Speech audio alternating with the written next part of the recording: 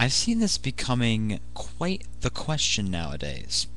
So, I decided to come right out and answer this question that many people, Christians or non-Christians, are asking. At the same time, I think it is an even bigger question because lots of people do not feel like answering it. So, I will take that upon myself to answer what is the Christian view of homosexuality. This is a big question out there.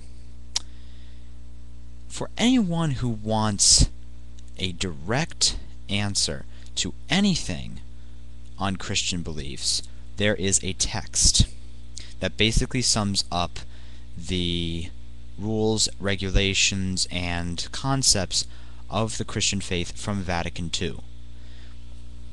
And that is the Catechism of the Catholic Church. Looks like this.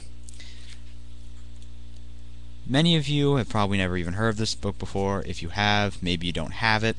In any case,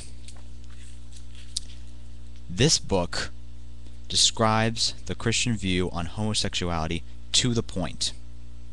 And since, my word is probably not as powerful as that as the leaders themselves, I decided to quote from them directly. This is CCC, Catechism of the Catholic Church, 2357 to 2359.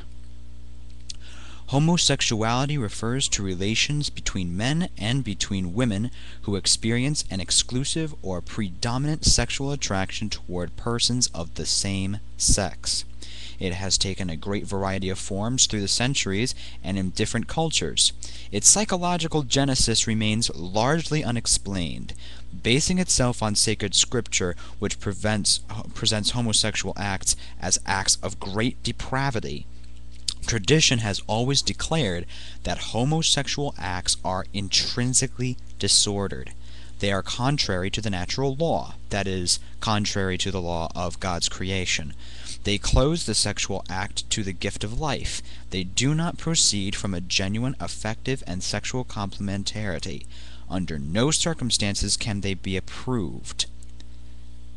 That is not homosexuality. That first group, that's 2357, is the view of homosexual acts. The Catechism continues. The number of men and women who have deep-seated homosexual tendencies is not negligible. They do not choose their homosexual condition. For most of them, it is a trial.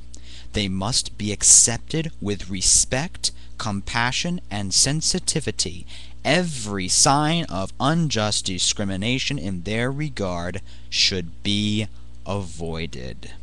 These persons are called to fulfill God's will in their lives and, if they are Christians, to unite to the sacrifice of the Lord's cross the difficulties they may encounter from their condition.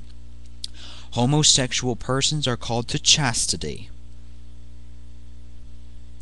by the virtues of self-mastery that teach them their inner freedom, at times by the support of disinterested friendship, by prayer and sacramental grace, they can and should gradually and resolutely approach Christian perfection. Gay people are people too. I know a few gay people. One of them is one of the greatest Christians, if not the greatest Christian I have ever met. These people are just like you and me, with the one exception of this orientation. The Catholic Christian Church does not condemn gay people. It says so right here. Look up this book.